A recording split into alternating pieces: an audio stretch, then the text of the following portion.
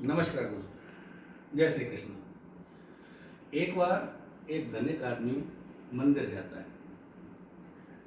मंदिर गया, ईश्वर का ध्यान था, दयालु प्रवृत्ति थी। उसने एक महंगे जूते पहने हुए थे। उसको लगा कि अगर मैं ये जूते बाहर उतार के जाता हूँ तो अंदर ईश्वर के ध्यान में मन नहीं लगेगा, ध्यान जूतों की तरफ लगेगा। तो क्या करना चाहिए? उसने देखा बाहर एक भिखारी बैठा हुआ था। उसने भिखारी से कहा, भाई मैं मंदिर दर्शन करके आता हूँ, तुम मेरे जूतों का ध्यान रखना। भिखारी ने हाँ में गर्दन हिला दी। वो भिखारी के पास जूते उतार के अंदर चला गया। अंदर जाके ईश्वर को प्रणाम किया, प्रार्थना की और एक शिकायत भी की। उसने कहा, ईश्वर ये आपने इतनी दुनिया बनाई, इतनी व्यवस्थाएं बनाई, लेकिन मुझे उससे कम संतुष्टि है। एक तरफ ऐसे लोग बनाए जिनके पास इतने महंगे जूते हैं कि उनकी रखवाली के लिए एक इंसान चाहिए। दूसरी तरफ ऐसे इंसान बनाए कि जिनको पेट भरने के लिए भीख मांगनी पड़ रही है। तो समानता होनी चाहिए। मैं बाहर जाके प्रयास करूँगा, उसको 100 रुपये दूंगा जिससे वो आज का भोजन कर सके। आसपास कोई जगह ढूंढूंगा जिसमें बैठ के वो कल से लोगों के जूतों की रखवाली कर सके और अपनी इज्जत की रोटी कमा सके। ऐसा सोच के वो बाहर आने लगा। बाहर जब आया तो उसने देखा कि ना तो भिखारी था, ना उसके जूते थे। थोड़ी देर वेट किया, इधर उधर देखा, लेकिन कहीं नजर नहीं आया।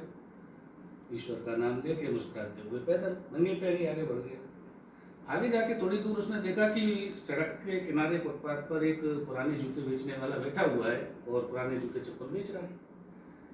उसने उसके खुद के जूते भी रखे हुए हैं।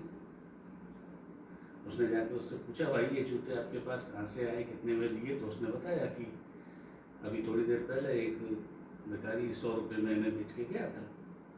वो समझ गया कि ईश्वर ने ये व्यवस्था किस लिए बनाई है। वो कितनी भी समानता करने का प्रयास करते, लेकिन लोगों की सोच नहीं बदल सकते। उस भिखारी को 100 रुपये मिलना तय था, लेकिन किस रास्ते से मिलेंगे ये उस भिखारी को तय करना था। उसके मन में एक लालच आया। उसने उस लालच के सहारे आगे बढ़ा, चोरी की, कलंक लगाया, आगे के रास्ते बंद किए, जूते बेच दिए और 100 रुपये लेकर चला गया।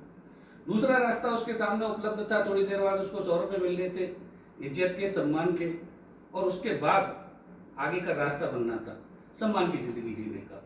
लेकिन उसने सब्र नहीं किया, इंतजार नहीं किया। तत्काल जो मौका मिला उसके लालच में आके और चोरी की और अपने रास्ते बंद कर लिए। चोरी का कलंक भी लगाया। कल तक भिखारी था, आज चोर हो गया।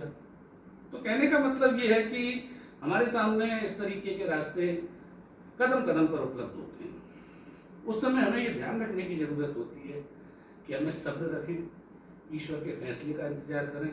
हमें जो कुछ मिलना है वो आ रहा है, लेकिन समय का इंतजार तो करें। हम तत्काल किसी की अमानत में खयानत ना करें, किसी के जूते ना चुराएं, उनको ना बेचें, बल्कि इंतजार करें कि वो आके हमें हमारे पारिश्रमिक का भुगतान करे, उससे हम अपनी जीविका चलाएं। तो आगे बढ़ने में ज़्यादा आसानी रहेगी और ज़्यादा बेहतर तरीके से हम आगे जा पाएंगे। हमें कर्म करना चाहिए, उसी कर्म से हमारे आने वाले कल का निर्माण होता है। इसी के साथ फिर मिलेंगे। नमस्कार।